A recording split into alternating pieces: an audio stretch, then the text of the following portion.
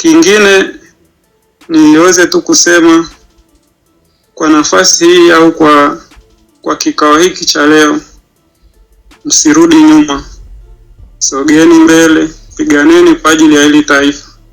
Na natamani hii kesho ambayo ndio siku yenu ya kina mama, muitike kwa ukubwa zaidi, kaitangazieni dunia, fungeni kanga kwenye matumbo yenu, imbeni nyimbo za huzuni, postini picha za waume zenu waliouliwa kinyama mwezi 29. Postini picha au video za watoto wenu, vijana wenu waliouliwa, waliopewa majeraha ya kudumu, na postini picha za wanawake wenzenu ambao waliuliwa mwezi 29 na wengine, na matukio yote ya kikatili yaliyokuwa yanaendelea kuanzia kipindi hicho mpaka leo. Ionyesheni dunia, itangazieni dunia kuwa nyinyi hamsherekei bali mnaomboleza. Waambieni dunia madhila yote ambayo mnayapitia. Waambieni au iambieni dunia namna gani mmebeba mimba kwa uchungu, mmejifungua au mmezaa kwa uchungu, mmelea kwa tabu, na mwisho wa siku akatokea kiumbe mmoja haramu aka disappoint au akafanya haya aliyoyafanya kwa kipindi hiki. Itangazieni dunia kuwa wakati mmebeba mimba, wakati uchungu ulio upo wapata, wanawake wengi wa Kitanzania walikuwa wanabebwa na baskeli kwenda kujifungua kwenye mahazanati, na kwa bahati mbaya wengi hawakufika zahanati au kwenye mahospitali, waliweza kujifungulia njiani, na wengine walioweza kufika kwenye hizo zahanati hawakupata huduma nzuri, hawakupata madawa, na wengine walifanikiwa kwa uwezo wao wa Mungu aliowapa, waliweza kujifungua kwenye sakafu. Waambieni dunia kwamba kwenye mazingira ya Tanzania ni magumu sana kwenye kulea mtoto, kubeba mimba, mpaka inafikia hatua hii. Kwa hiyo anapotokea kiumbe yote ameua, ni jambo la huzuni zaidi na jambo la kutisha na la kuogopesha katika taifa letu au katika ulimwengu wa sasa. Kwa hiyo ndugu zangu, wanawake wenye nguvu ambao wameamua kuchukua hii hatua, kusimama mbele yetu, kusimama kwa ajili ya Watanzania, fanyeni juu chini kwa hii siku ya kesho muweze kuitangazia dunia, lakini watangazieni, wakumbusheni Watanzania wenzenu ambao wanaona kila kitu ni sawa. Wanawake wameshaanza kuacha mambo yao, washaanza kusahau yaliyotokea mwezi 29, wameshajiingiza kwenye mambo ya siasa za CCM. Lazima mwakumbushe, kwa mtaikumbusha dunia, lakini mtakumbusha Watanzania. Naombeni pia diasporas, ikiwa basi imeshindikana kwa awamu hii, hata kwa wengine, ikiwa huku ni hatarishi kwenye matukio ya kina mama, andamaneni hata kwenye Umoja wa Mataifa, andamaneni hata kwa The Hague, angalau watu 10-20, mkaionyeshe dunia jinsi mlivyotendwa katika taifa hili la Tanganyika. Mkionyeshe dunia namna gani mmepitia kwenye bila magumu. Itakuwa ni jambo la msingi sana la kuiparalyze serikali na kufanya dunia ichukue hatua kwa ajili ya kina mama au kwa ajili ya taifa letu. Kwa hiyo ndugu zangu, msilale, lazima muamke, msogee mbele. Mwisho niweze kusema, kabla ya hapo niweze kuasa, ningetamani sana hata kabla ya hii session kuisha, mngekuwa na tamko lenu nye diasporas, tamko lenu mlisome angalau hata kwa dakika 5 kutangaza kwa Tanzania, na hiyo iende pia worldwide. Kwa nini mtazamo wenu kwa kipindi hiki cha tarehe 8, siku ya wanawake? Hivyo basi mingine nitaweza kuongea kwa kuwafikirisha, nikiwaambia fikirieni kwanza, fikirieni kwa nini hamkuuliwa mwezi 29. Fikirieni kwa nini watoto wenu, waume zenu wa mwezi 29. Je, ni kwa sababu nyie ni bora? Je, ni kwa sababu waume zenu au watoto wenu ni bora kuliko waliouliwa mwezi 29? Kama sivyo, basi kuna kitu cha kufanya kwa ajili ya taifa leo. Mmeachwa kwa ajili ya kulipa deni la ndugu zetu waliomwaga damu wa 20. Lakini kingine na cha mwisho niweze kuambia, fikiria nchi yako. Fikiria zile damu za ndugu zetu waliouliwa mwa 29 na walioachiwa huru. Ukishafikiria hayo, basi jiambie hakuna nafasi ya kurudi nyuma. Hakuna nafasi ya kukata tamaa. Na ukitaka kukata tamaa, rudi tena kafikirie au download hata video moja yale 29. Itakupa nguvu sana ya kutokukata tamaa, itakupa nguvu ya kutokupambana, itakupa nguvu ya kupambana kwa ajili ya taifa lako. Kwa hiyo ya kwangu ni hayo. Endeleeni kuitana, endeleeni kukusanyana nguvu ya pamoja. Itaneni huko Discord, mpange mambo yenu ya kina mama na muweze kuonyesha impact kwenye dunia na kwenye taifa letu. Nawashukuruni sana na niwapongeze kwa hiki kikao kikubwa, na naweza nikakiita kikao tu kwa sababu mmeongea mambo mazuri.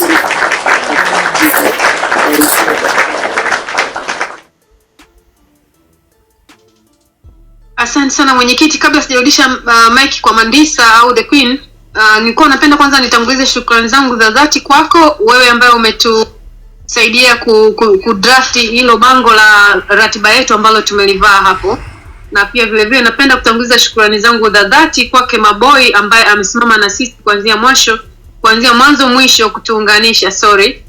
Alafu pia napenda kutambua kutoa shukrani zangu za dhati kwa wakaka wote na baba ambao wamekuwa pamoja na sisi mwanzo mwisho, kusimama na sisi kuhakikisha kila kitu kinaenda sawa. Kwa kweli tunawashukuru sana.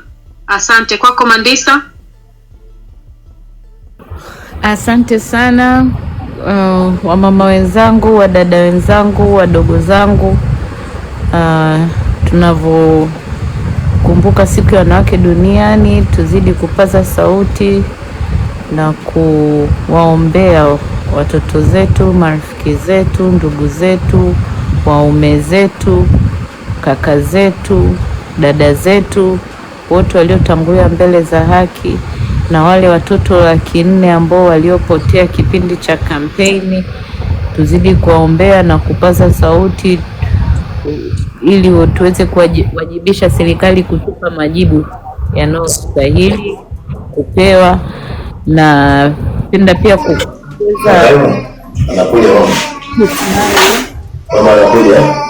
Kamani, sijui nani wewe. Moderator mumshushe kwanza, huyu kaka anaongea yuko nyumbani. Okay, amezima mic, sawa, mwacheni.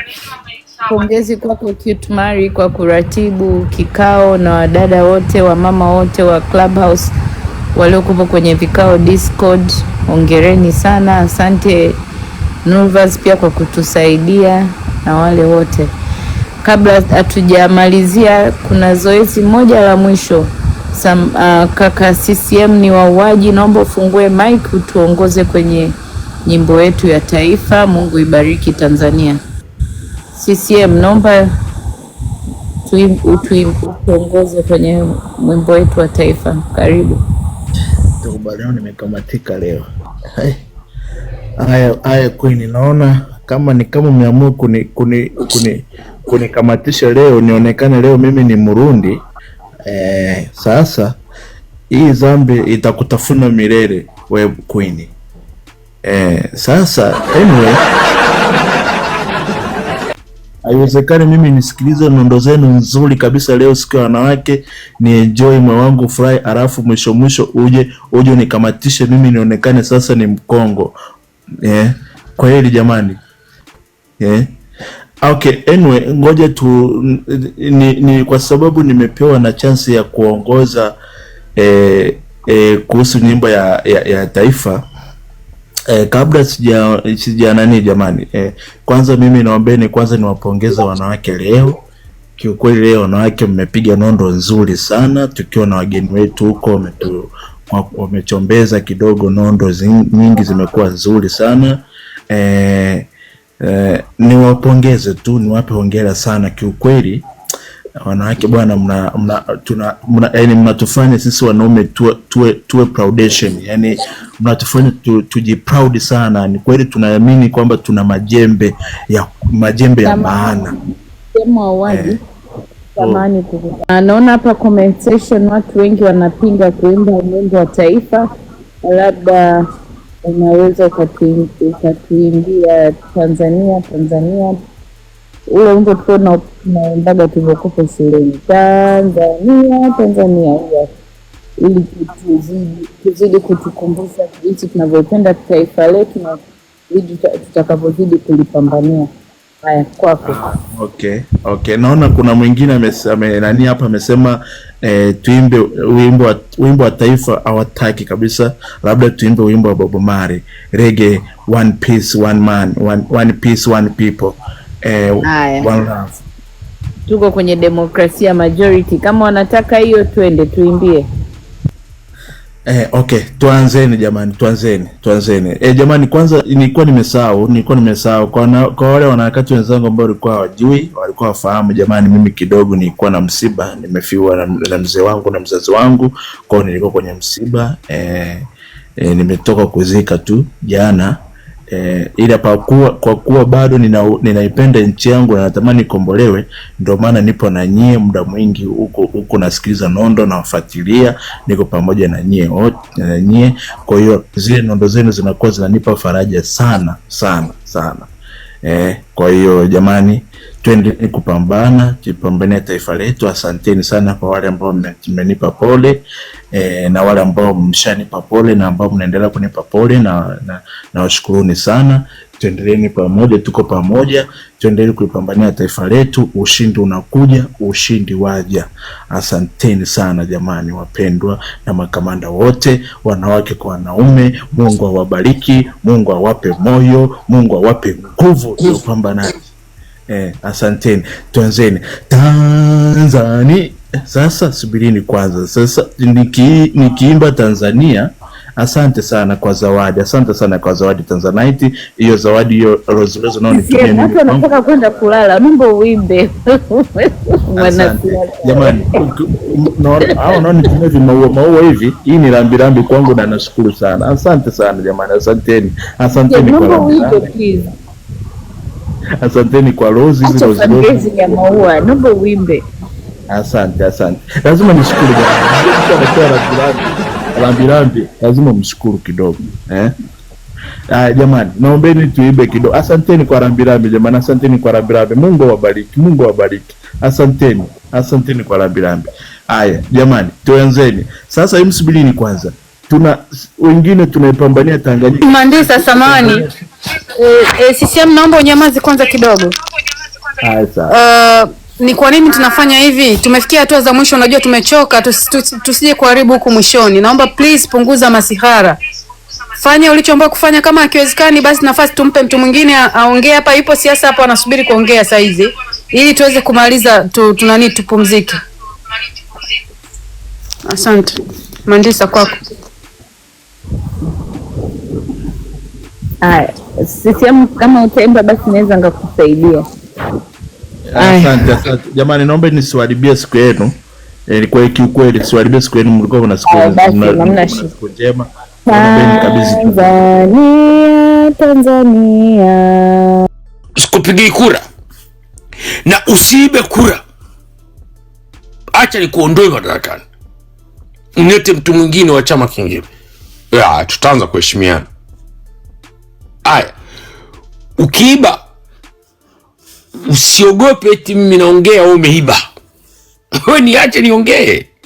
Sio mambo ya kutekana hapa. Usimwizi, usikibaka. Kwa unaogopa nini? Kama hutaki kuambiwa hivyo, sisi usiibe. Ndio tuko hapo. Kwa mimi niko so clear. Ila kuna watu wengine wanasema kwamba nini ufisadi, kipata chama kingine kitakuwa clean. It's not gonna work. Haijai kutokea katika hii dunia. Kila chama ni wasenge tu. Ila tuna uwezo wa kuwaondoa wanapotuibia, tuna uwezo wa kuambia mnatuibia bila kuogopa kwamba tutatekwa, tutauawa, tutapotezwa, tutaumizwa. Hiyo ndio nalopambania mimi. Na ndio maana siku zote nasema mimi nataka haki. Asante sana.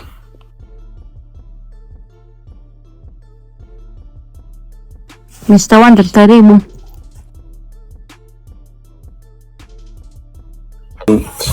Habari yenu wangu? Safi, za kwako? Nzuri mama, naona mama umetulia. Mama mzee wa kutulia. Mama mbaya sana mama. Mimi na ubaya gani jamani? Yaani watu wanatulia kama wewe waga mna maamuzi makali sana. Basi, Ruby. Jackie. Mr. Wanted. Yeah, niambie. Habari ya wewe? Salama sana. Unajua Ruby, mchana mmenikera sana jamani. Umefanyaje? Haiwezekani Jackie anachamba nyinyi mnakaa kimya. Wakati mimi siwajui kwa mbuka. Amwagi hivyo jamani. Kumbe ukuwepo. Mama, hebu mwambie. Nilinyamazishwa mwenzio. Nani alikuja kuweka sawa oksijeni? Yaani ni kweli nataka na mimi niingilie kati. Jeka akaniambia mamu, hebu niachie hii kazi. Sasa mambo yake anaenda mwenyewe. Kwa hiyo namwachia uwanja. Jackie alisema mwachie.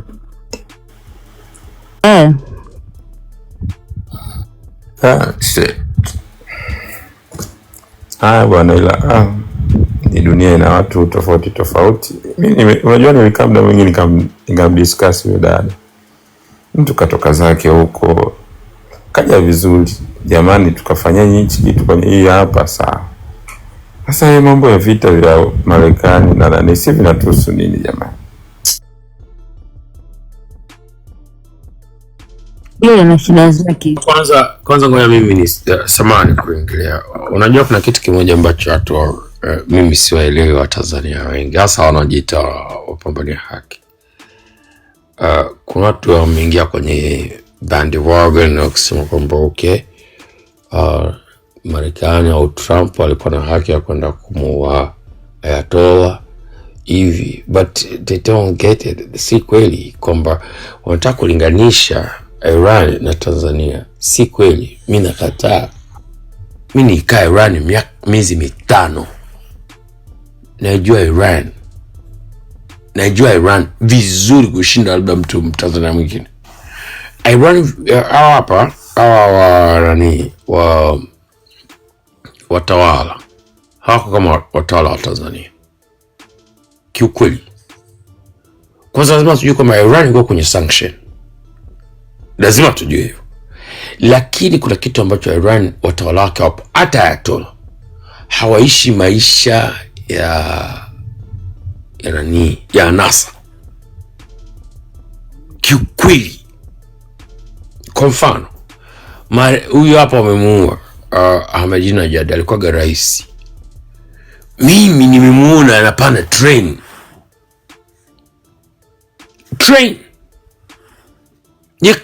na ana kimfuko chake tu hivi kweli. Tuseme ukweli, Kikwete za kapanda train, anapanda basi. Kuna hizi hapa reason za kipumbavu. Ni kweli hakuna demokrasia, ni kweli hakuna uhuru, lakini wanajali watu wao. Hiyo ndo difference. Sasa kuna watu wanataka eti mimi nishabikie Marekani kwa kuua watoto wa shule wa kike pale Iran, watoto zaidi ya 100+. Sitafanya hivyo kwa sababu ni unafiki. Na huu ni msimamo wangu. Ni kweli nataka demokrasia ya Iran, yes. Ni kweli nataka uhuru Iran, yes. Lakini kwamba nilinganishe Iran na Tanzania, please give me break. Kiongo hivi, mtawala gani wa Iran ana Bentley? Hata mmoja. Leo huyu hapa, huyu mpumbavu tu, mjinga huyu hapa ajita mbunge wa Arusha kwetu, matako makubwa, Nyashi ana Bentley ya bilioni plus kwa biashara ipo kama sio fedha. Niambie, okay, hata Ayatollah alikuwa anaendesha Bentley. Kwa mnapokuwa mnataka kuanisha vitu, mwe wa kweli basi for us. Ili swala hili la kuja kumuua Ayatollah, si kufanya hivi bwana, huu ni usenge ututua kweli tu. Lakini kwa Iran, mimi nimeserve katika jeshi la Marekani, lakini ninakwambia ukweli, this is gonna be a quagmire. This is a quagmire. Wanataka ni hivyo, hawataka ni hivyo. Abiudi samani, umesave jeshi la Marekani mwaka gani? Umesave jeshi la Marekani mwaka gani? Abiudi Palanjo. Mwenyekiti wako hapa wa Club House. Mimi nimesave. Wewe mwenyekiti wangu. Shikamoo kwanza brother Abiudi. Hapa nataka kumtia Gibrish. Marhaba. Acha shida yako. Mimi mtu yote anayejua kwamba nimesave tangu mwaka 2000 na nikiwa kijana mdogo kweli 2005 nafikiri ndio nilianza kuserve. 2007 wakati rais ni Dubie, tulikuwa na vita mbili zinaendelea, ilikuwa ni Iraq na Afghanistan. Zote mbili nimeserve huko na nimekwenda mpaka baadaye nikaacha mwaka 2013 ndio nimaliza kuserve. Lakini nilimalizia huko wapi? Kulikuwa Ujerumani, kulikuwa na ulinzi. No, Israel nafikia. Israel ndio ilikuwa mwisho. Ndio pale nipaumizwa. Lakini kila deployment ambayo ilitokea nilikwenda nikafanya. Kwa sababu mimi nimemaliza hapa, nimetoka, yani nimegraduate kutoka kwenye kwenye West Point mwaka 2005. Na mwaka huo nilikuwa deployed. Sasa kulikuwa na vita mbili zinaendelea kwa Iraq. Iraq ilikuwa imefifia kidogo, lakini Afghanistan ilikuwa iko live.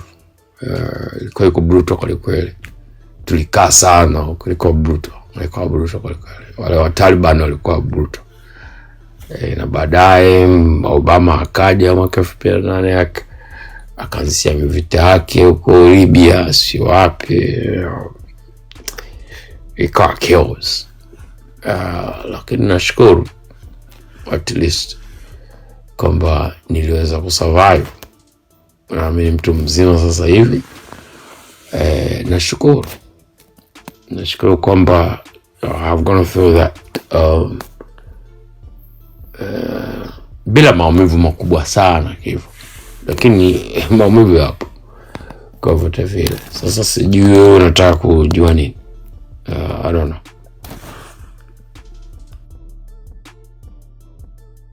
Jambo kubwa sana. Tunafanya jambo kubwa. Nikasema tena tumpongeze mzee wetu Dr. Slaa, tunakushukuru sana. Umekuwa ni mstari wa mbele, ni mzee ambaye unatutia moyo.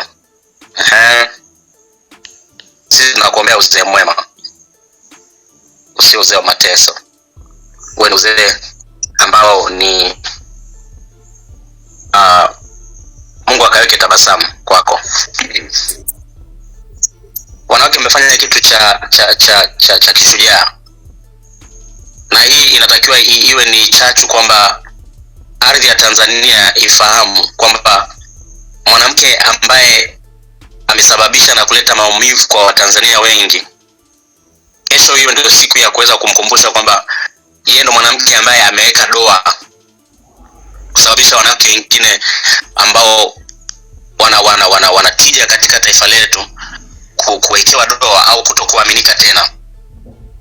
Kwa hiyo kesho ni siku ya kuweza kuendelea kumkumbusha kwamba yale mabaya aliyofanya. Kwa hiyo vikao kama hivi msiwe mnavibeza. Yaani ni wasihi sana. Wala hata msipigwe na hofu kwamba mnataka nyomi ya watu.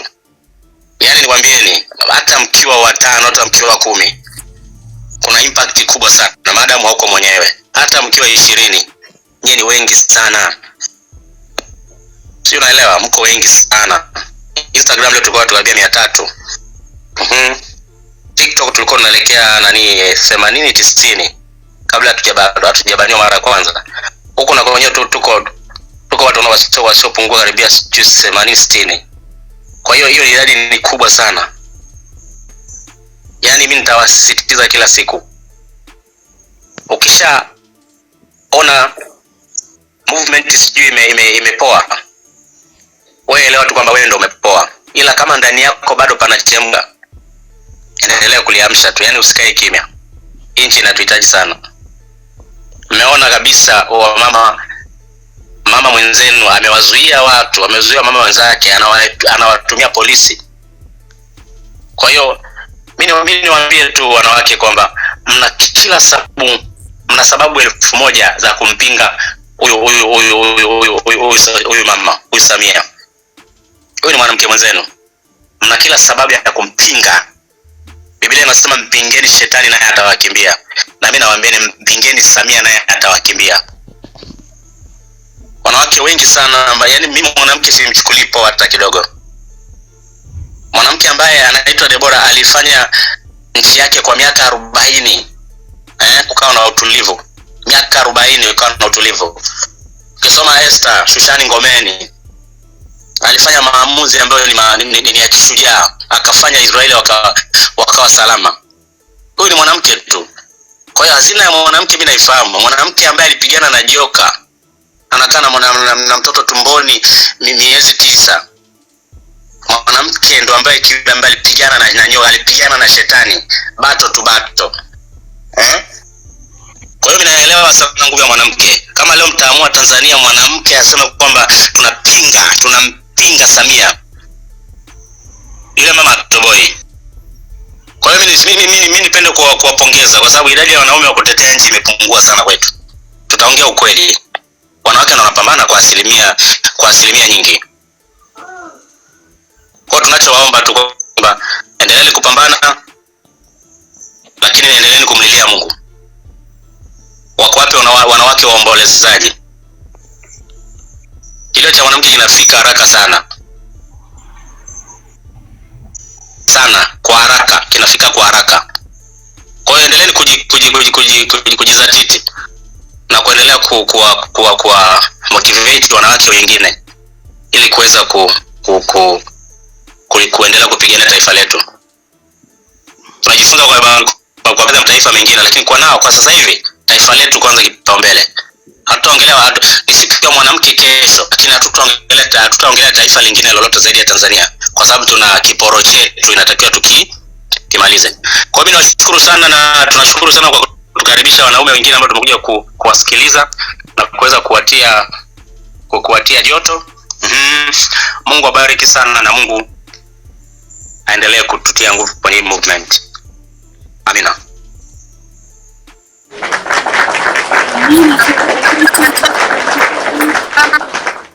Yote unakuwa karibu nasi. Mungu abariki sana. Bado tunaendelea pia kumshukuru mzee wetu, amejitahidi sana leo kuanzia saa 2 hapa na sisi mpaka dakika hii. Kwa kweli tunashukuru sana. Jambo la kushukuru sana. Naomba kupata alafu baada ya hapo tunafanya maombi ili tuweze kufunga rasmi. Tukapumzike. Kesho pia ni siku nyingine na vikao vinaendelea na harakati zinaendelea kesho. Mimi nashukuru sana. Mimi niseme tu kwamba wanawake wametumia siku hii vizuri mno. Na mie monyesha ukubwa na uwezo mlionao. Akili mlionao ni kubwa sana kuliko hata hawa ambao wamedhulumu uhai wa watu wakaichukua hii serikali. Tupo ni taifa ambalo la vilaza mno. Tupo karibia milioni 70. Leo waziri anaita waandishi wa habari na watu mbalimbali na wakusanya na kutoa challenge na kuambia tunaomba atakayeweza kutoa wazo la kuondoa foleni la jiji la Dar es Salaam tutamtoa milioni 10. Hiyo ni picha inaonyesha kwamba serikali ndani ya serikali kuna vilaza wakubwa mno, lakini nyinyi wanawake mmeonyesha uwezo mkubwa sana. Yaani ni serikali iliyokamilika. Kwa kweli niwapongeze sana. Lakini shukrani zangu za dhati ziende kwa mzee wangu Islam. Leo tupo na mtu mkubwa mno na amekuwa akishirikiana na sisi sana. Ni miongoni mwa watu wanaolifahamu ile taifa vizuri sana. Ameshika nyadhifa mbalimbali kwenye nchi hii, anajua nchi hii vizuri. Hichi tunachokifanya huwa nikimuona mzee wangu Islam huwa napata nafarijika zaidi ya sana. Ni mzee pekee ambaye hachoki kupambania taifa hili. Nilikuwa natafakari kwamba mzee huyu sasa ameshafanikiwa sana kwenye nchi hii. Ameshakuwa balozi, amekuwa mpaka alifikia tu gombea rais kwenye nchi hii. Ni mtu mwenye uwezo mkubwa mno. Ama ingekuwa nia na madhumuni yake ni kutafuta mafanikio, ni kwamba tayari ameshafanikiwa. Lakini ni mtu wa haki. Na mimi nijazie tu kuombea mzee wangu sasa kwamba hichi ni kizazi cha Gen Z. Yeye ni katika wazee ambaye amesimama kwenye nafasi yake. Nafikiri hata baadhi ya wazee ambao wana support hii serikali ya Dalimu wanamshangaa mno. Na mimi naweza kusema kwamba kuna nabii mmoja aliambiwa kwenye Biblia kwamba hautakufa kabla hujauona utukufu wa Mungu, yani kabla yaona Kristo amezaliwa. Na mimi niseme tu kwa kujazia hapo mzee wetu Islam, nikutie moyo kwamba hautaondoka kwenye dunia hii kabla hujaona taifa jipya limekombolewa. Hilo mimi naamini. Umeshirikiana na sisi. Umeshirikiana kwa kiasi kikubwa sana baba. Yaani wewe ni mfano wa kuigwa kwa wazee ambao wameshafanikiwa lakini bado wanajishikiza na serikali kwa kuogopa. Hakika Mungu akupe muda mrefu wenye baraka na neema kubwa mno. Na mimi naomba kwa wazee wengine ambao wanatusikiliza sasa hivi waige mfano wa mzee wetu Dr. Wilbrod Slaa. Katika nchi hii huyu mzee naomba usummarize kakangu. Yupo hapa anatutia moyo. Hajalala. Si kwamba hajachoka, amechoka sana. Lakini kwa nini yuko hapa? Mungu anakusudi na anatufundisha sisi kitu kikubwa sana. Tamani unabakiza dakika moja summarize. Mimi nashukuru na nimemaliza. Mungu awabariki sana wanawake na watu wote ambao mko hapa kwa ajili ya kusupport wakina mama. Mungu awabariki sana. Asante sana. Njema kwa mzee wetu. Tunashukuru pia Eva Shayo amekuwa nasi pamoja hapa kuanzia mwanzo mpaka mwisho. Watu Club House pia wako hapa kuanzia mwanzo mpaka mwisho. Hata dada Mwangaza sio kawaida yake, lakini tulikuwa naye hapa mwanzo mpaka tunashukuru. Sasa tunafunga rasmi, tunaomba watu wa maombi.